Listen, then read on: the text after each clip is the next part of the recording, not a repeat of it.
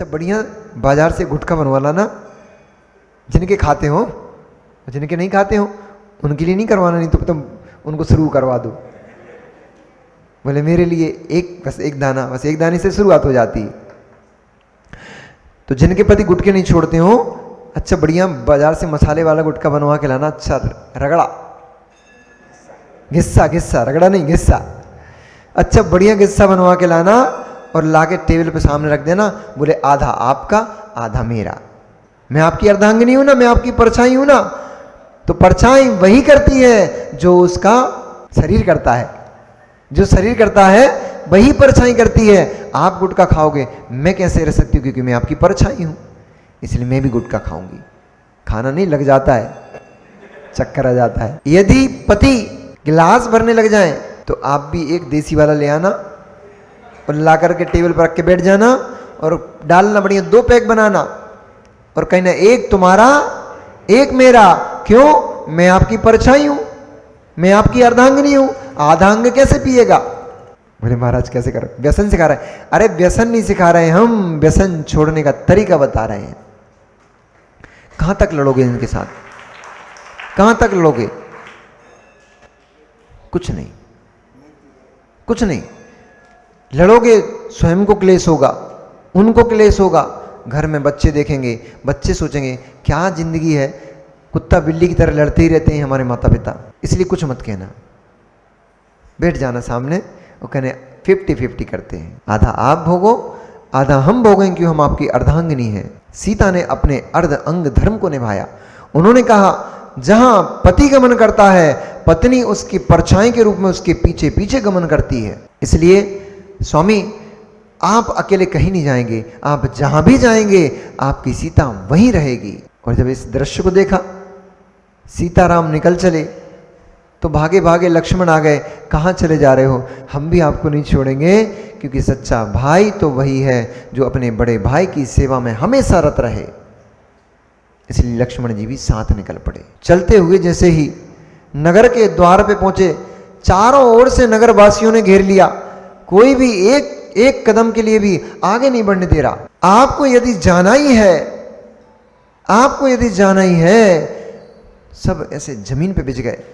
जैसे चातुर्मास के बाद कहाँ हुआ था, एक जगह कहीं की बात है, मुझे ध्यान नहीं आ रही जगह कहाँ पर हुआ था, कहाँ हुआ था मुझे भी एग्जैक्टली अभी ध्यान नहीं आ रहा है। आचार्य का चातुर्मास पूर्ण हुआ और जैसे ही चातुर्मास पूर्ण होकर के आचार्य का बिहार शुरू हुआ और चौराहे पे पहुंचे, चौराहे पे सारे की सारी जनता, जितने भी पुरुष वर्ग बच्चे थे, सब रोड पर लेट गए।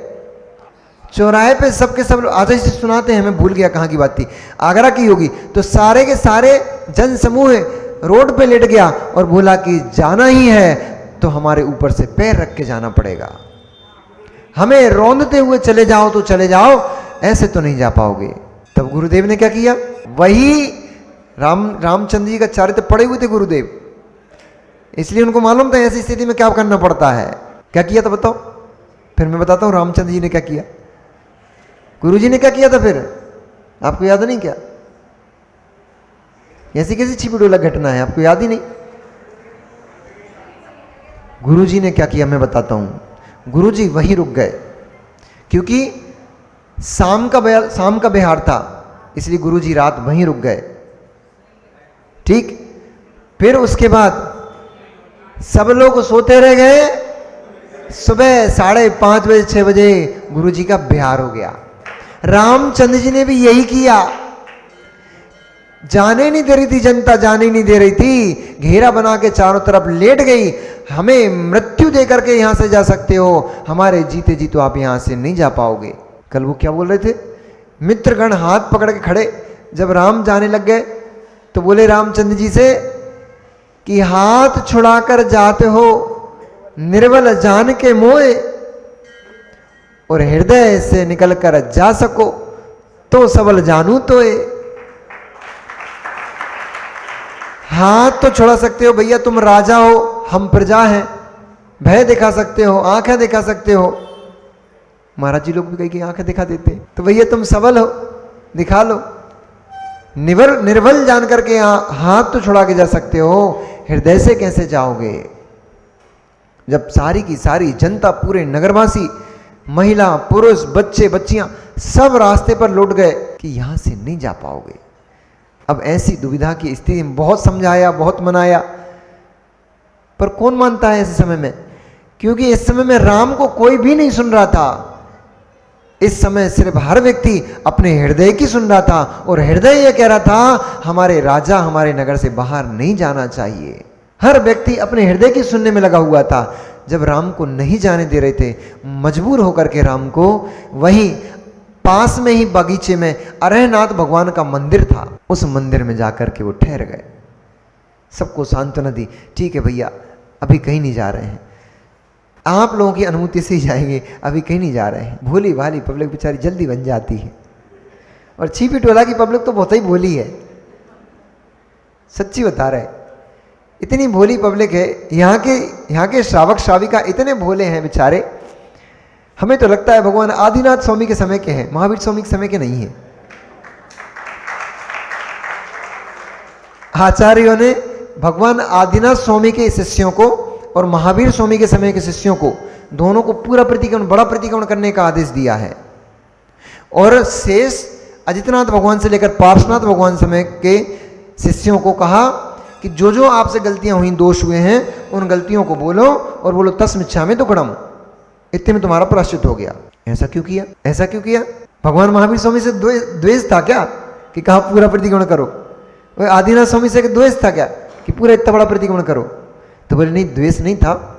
समस्या ये थी कि आदिनाथ भगवान के समय में लोगों को कुछ भी नहीं पता था, कैसे जीना है, क्या करना है, क्या खाना है, क्या पीना है, कुछ भी नहीं जानते थे।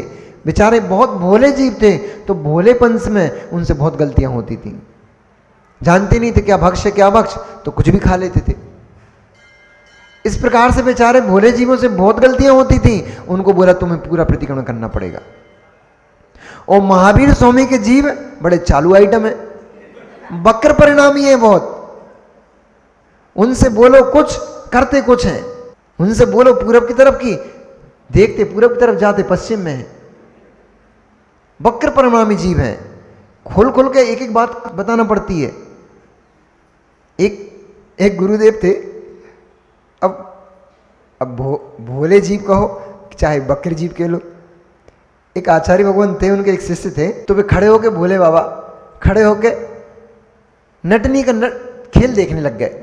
वो रस्सी पे चलने का खेल बताते हैं ना, दो बांस गाड़ा लेते हैं, फिर उसमें एक रस्सी बांध लेते हैं, फिर वो नटनी जो होती है बांस लेकर के उसके ऊपर, रस्सी के ऊपर चलती है। तो महाराज आहार करके चले आ रहे थे, बड़ा अच्छा लगा उनको। पहले तो यही चलते थे, अब आज के बच्चों की बात अलग है, मोबाइल में खेलते रहते हैं वो तो पूरे सब चीज़ें, खुद ही नट बन जाते हैं, खुद ही नटनी बन जाते हैं। तो पहले जमाने में यही खेल कूद होते थे, देखते थे, आश्चर्य होता था इतनी पतली सी रस्सी पे कैसे चल रही है ये। तो महाराज जी आहार करके चले आ रहे थे, उनको बड़ा अच्छा लगा, वो देखने लग गए। गुरुजी ने दूर से देखा ये क्या कर रहा है। गुरुजी ने पूछा कि बेटा वहां चौराहे पे खड़े हो क्या कर रहे थे? बोले गुरुजी नटनी का खेल देख रहा था। हमारे रिंकू भैया जैसे भोले जीव होंगे, कहने महाराज जी आचार्य जी नटनी का खेल देख रहा था। अरे बोले बाबा तुम मुनिराज हो, अब अपने को ये नटनी के खेल नहीं देखना पड़ते, अपने को तो अपनी आत्मा को निहारना पड़ता है। ठीक है, जो आ गया। अच्छे शिष्य की यही निशानी होती है। गुरुदेव ने कहा बेटा यहां बैठ जाओ, क्यों बैठ जाओ, कुछ काम है क्या, हमें कुछ और करना है? ऐसे शिष्य तो बिन्नी, ऐसी शिष्य नहीं बनना, ऐसी शिष्य नहीं बनना। माता जी कहें आरती बेटा इधर बैठो, आरती करें क्यों बैठे, हमें वहां कुछ काम करना है। नहीं, गुरु ने पूछा, गुरु ने कहा बेटा यहां बैठ जाओ, बैठ जाओ, कुछ विशेष होगा तभी गुरु ने कहा यहां बैठ जाओ। गुरु बुद्धि विशेषता, गुरु की बुद्धि विशेष होती है। गुरु ने बोला जाओ बेटा छिपी टोला में तुम्हारा चातुर्मास, जो आज्ञा गुरुदेव। हमने ये नहीं सोचा था। और ईमानदारी वाली बात तो ये है, हमने तो निवृत्त सागर जी से भी नहीं पूछा था कि भैया चलोगे क्या। आचार्य जी को बोला था कि हम तो तैयार हैं, स्वामी जी से आप पूछ लो। उन्होंने कहा बेटा जबकि 500-400 किलोमीटर हमें पहले भोपाल पहुंचना था ऐसी भीषण गर्मी में, और फिर 500 किलोमीटर 550 किलोमीटर यहाँ आना था, पर गुरु बुद्धि विशेषता तो फल खा रहे हैं आज। गुरु की बुद्धि विशेषता होती है, गुरु की बुद्धि विशेषता होती है, गुरु की बुद्धि विशेष होती है, तो सहर्ष स्वीकार कर लेना चाहिए। गुरु ने कहा है कुछ ना कुछ विशेष ही होगा। अपन ने स्वीकार कर लिया तो मीठे मीठे खा रहे हैं बढ़िया फल। अब गुरुजी भी वहां से मुस्कुरा के बोलते हैं बेटा 10 बजे उठ जाया करो, 10:30 बजे बजाया करो। ये तो गुरु की चिंता होना चाहिए, हमें क्यों चिंता करना। गुरु को चिंता हुई, उनने बोला बेटा 10 बजे उठ जाया करो। 10:30 11 बजे का टाइम तो हमारा है, तुम्हारा थोड़ा ही है। तो गुरु बुद्धि विशेषता, गुरु ने कहा ऐसा कर लो। तो गुरु ने कहा बेटा नटनी का खेल नहीं देखना चाहिए। जो आके गुरुजी ने मोस्ट। दूसरे दिन महाराज फिर चले आ रहे थे हार करके। आज नटनी नहीं दिखा रही थी, आज नट दिखा रहा था खेल। तो फिर खड़े हो गए, फिर देखने लग गए। गुरु ने कहा कैसा आदमी है, कल ही समझाया था इसको कि खेल तमाशे अपने को नहीं देखना पड़ते हैं, अपन मुनिराज हैं। फिर बुलाया, पहुंचे। आज्ञा गुरुदेव, तुमको हमने कल बोला था कि अपने को ये नटनियों के खेल नहीं देखना पड़ते। नहीं गुरुदेव, आज नटनी नहीं दिखा रही थी, आज तो नट दिखा रहा था। आपने नटनी के खेल का मना किया है, नट के खेल का मना कहां किया था। तो छिपी टोला के जीव भी ऐसे ही बहुत भोले भाले हैं, उनसे जितना बोलो उतना ही चलते हैं। जितना बोल दिया उतना ही चलते हैं, एक्स्ट्रा तो चलते ही नहीं, सोचते ही नहीं। गुरुजी ने जितना बोला है उतना ही चलो बस। उन्होंने बोला बेटा पाटा उठा लाना, उठा के ले आए, खड़े हो गए। अब हम गुरुजी चेहरा देख रहे हैं शिष्य का, शिष्य चेहरा गुरुजी का। गुरुजी कहे तो हम पाटा लगाए। अब गुरुजी देख रहे लेके तो आके लगा क्यों नहीं रहा है। बोला भैया क्या हो गया, ले आए पाटा में। अरे तो काय के लिए मंगाया था, ये तो आपने बताया ही नहीं। भोले भाले जीव है, बढ़िया बढ़िया है, आनंद है।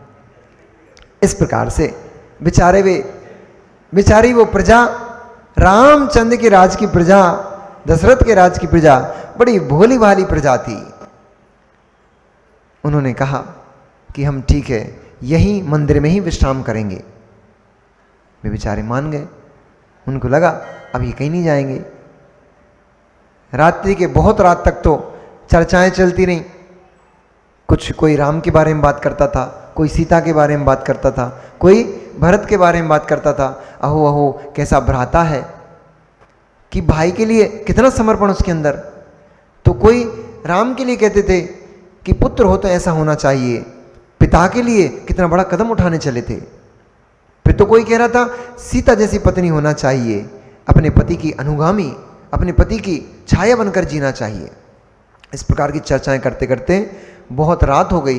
धीरे धीरे धीरे धीरे नींद, आंखों में नींद सताने लग गई और सभी के सभी लोग जब सो गए। अब लेट नाइट तक जगोगे तो नींद तो 10 बजे ही खुलेगी ना। जैसे वो चर्चा कर रहे थे, आप लोग भी चर्चा करते हो मोबाइल पे, रात को चैट करते रहते हो, व्हाट्सएप चलाते रहते हो, यूट्यूब चलाते रहते हो और पता नहीं क्या क्या चलाते रहते हो। तो रात को सोते सोते 2 बज जाते हैं, 1:30 बज जाते हैं, कहो तो 3 बज जाए, 4 बज जाए। अब 3 बजे सोओगे, 2 बजे सोओगे तो 5 बजे कैसे उठोगे। इनके बाद 4, 5, 6, 7, 8, 9, मिनिमम 9 तो बजे नहीं है। 6 घंटे की नींद तो कम से कम लगती है, 5 घंटे 6 घंटे की नींद तो कम से कम होती है। पर जितना लेट सोओगे आपकी नींद पूरी नहीं होगी, आपके मस्तिष्क के तंतु सूख जाएंगे, दिमाग काम करना बंद कर देगा। हो सकता है ब्रेन हेमरेज भी हो जाए, क्योंकि दिमाग में मस्तिष्क नाम का एक तंतु वो लिक्विड होता है और अधिक नींद न लेने से गर्मी बढ़ जाती, नींद न लेने से अधिक देर तक जगने से उस मस्तिष्क में गर्मी बढ़ जाती है। उस गर्मी के बढ़ने से वो मस्तिष्क नाम का जो तरल द्रव्य होता है वो धीरे धीरे सूख जाता है। फिर बुद्धि क्षीण हो जाती, कमजोर हो जाती है और यहाँ तक कि ब्रेन हेमरेज भी हो जाता है नींद ना लेने से। इसलिए आपने देखा होगा कई लोगों को जब नींद नहीं लेते उनको गोली खिला करके सुलाया जाता है, नहीं तो पागल हो जाएगा आदमी। इसलिए समय पे सो, समय पे उठो, शरीर स्वस्थ रहेगा, मस्तिष्क चित्त स्वस्थ रहेगा, अच्छा काम करेगा।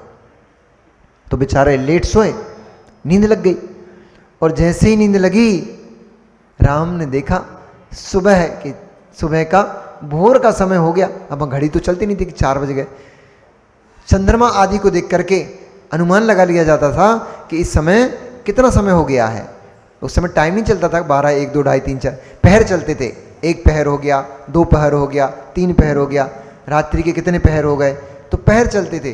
चंद्रमा को देख करके उन्होंने अनुमान लगा लिया कि ये रात्रि का ये अंतिम पहर है, सुबह होने वाली है, ये सब लोग जाग जाएं, उठ जाएं, इससे पहले निकल चलो, नहीं तो फिर ये कल भी कल की तरह फिर जाने नहीं देंगे। और भोर होने से पहले पहले ही वे रामचंद्र जी भगवान का स्मरण करके, भगवान को नमस्कार करके, भक्ति पाठ आदि करके, और तीनों रामचंद्र और लक्ष्मण और सीता को बीच में किया, आगे रामचंद्र जी, पीछे लक्ष्मण जी अपने धनुष, तरकस, बाण आदि उठा करके और धीरे दबे पांव, चूंकि उनको दक्षिण दिशा की तरफ जाना था, पश्चिम दिशा की तरफ जाना था, इसलिए उन्होंने प्लान किया कि पश्चिम दिशा की तरफ जाएंगे तो अभी ये उठ के सब लोग आ जाएंगे। तो उन्होंने पहले दक्षिण दिशा की तरफ गए, मामू तो बनाना था। तो क्या किया, पहले कुछ मील तक दक्षिण दिशा की तरफ गए, फिर दक्षिण दिशा से फिर पश्चिम दिशा की ओर रास्ता पकड़ लिया। जैसे ही लोगों की भोर हुई, चिड़ियों की चहचहाट सुनाई, कोयल कूकने लगी, मुर्गे बांग देने लग गए, तो सभी ने बड़े उत्साह के साथ और बड़े आनंद के साथ अपने आप को उठाकर बिठाया कि अब हम रामचंद्र जी को लेकर महल वापस जाएंगे। और जैसे ही देखा, हे रामचंद्र जी कहां चले गए, जैसे ही देखा ये हमारे स्वामी हमें छल करके, हमको धोखा दे करके चले गए हैं, इसलिए उनने रात में हमें यहां रोका था, हम समझ नहीं पाए, हम भोले जीव समझ नहीं पाए, उनकी अंदर की भावना को, उनके अंदर की बात को हम नहीं समझ पाए, हमें मूर्ख बना दिया, वे तो हमें छोड़ के चले गए। कितने ही जीव तुरंत अपने गले को फाड़ फाड़ कर रोने लग गए। कितने ही जीव, भोर में मंगलाचरण होता है पर ये तो अमंगलाचरण शुरू हो गया। कोई भागने लग गया, अभी ज्यादा दूर नहीं पहुंचे होंगे क्योंकि अभी अभी भोर हुई है, इसलिए चलो हम चलते हैं। पर उनको तो पता था तुम ऐसे करने वाले हो, इसलिए वो पहले ही रास्ता बदल के गए थे। सब लोग भागे, जिस तरफ वो जा रहे थे उस तरफ भागे, जा करके बहुत जब दूर तक निकल गए, परंतु उनको रामचंद्र जी नहीं मिले। तब कई लोग तो निराश होकर वहीं बैठ गए, हताश हो गए। कई लोग अपना समूह लेकर बेचारे बहुत इंतजार के पश्चात वापस हो गए। कुछ लोग अभी भी उनका मन नहीं मान रहा था तो थोड़े और आगे तक चले गए। इस प्रकार से बहुत भारी जो जन सैलाब था, बहुत भारी जो जन समूह था, वो धीरे धीरे करके बहुत थोड़ा सा बचा। कुछ तो विलाप करते हुए कई दिनों तक उस वन में ही पड़े रह गए। सब सुध भूल गए, न घर की याद थी, न बच्चों की याद थी, न पत्नी की याद थी, न माँ की, न पिता की, कुछ भी याद नहीं रहा। बस यही याद रहा, हमारे स्वामी हमें क्यों छोड़ के चले गए। इस प्रकार बहुत बड़ा जनसमूह कुछ वापस चला गया, कुछ वन में ही ठहर गया, तो कुछ इस आस में कि आगे कहीं ना कहीं चलकर हमें मिल जाएंगे, बहुत दूर तक आगे गए। और ऐसे ही हो गया उनके साथ। राम दक्षिण से पश्चिम की ओर जब वापस मुड़े, आगे जाकर वो उनको मिल गए। उनको बड़ा उत्साह हुआ, हर्ष हुआ कि पुनः हमने अपने राजा, अपने राम को प्राप्त कर लिया। और वे जिद करने लग गए कि आप हमें धोखा देकर के छल से आ तो गए थे, लेकिन आप हमसे बच के कहाँ जा पाओगे, हम छोड़ने वाले नहीं हैं। जहां जहां आप जाओगे हम वहां, यदि नहीं आप राज्य में रहते हो तो फिर ऐसे राज्य में हमें भी नहीं रहना है। जब हमारा रत्न ही हमसे दूर चला जा रहा है तो हम ग्रह रत्न का क्या करेंगे। जब हमारा अमूल्य निधि, अमूल्य रत्नी हमें छोड़ देगा तो पत्नी रत्न का क्या करेंगे। सुत रत्न उनका हम क्या करेंगे। घर की संपदा का हम क्या भोगेंगे, क्योंकि हमारा मन तो यहां रहेगा। और बेमन से तो व्यंजन भी खाओ तो स्वाद नहीं देता, तो फिर भोग आनंद कैसे देंगे। इसलिए हमें तो है स्वामी, हमारा आनंद तो आप हो, आप में ही हो, इसलिए हमें कहीं नहीं जाना, हमें तो आपके साथ ही रहना है।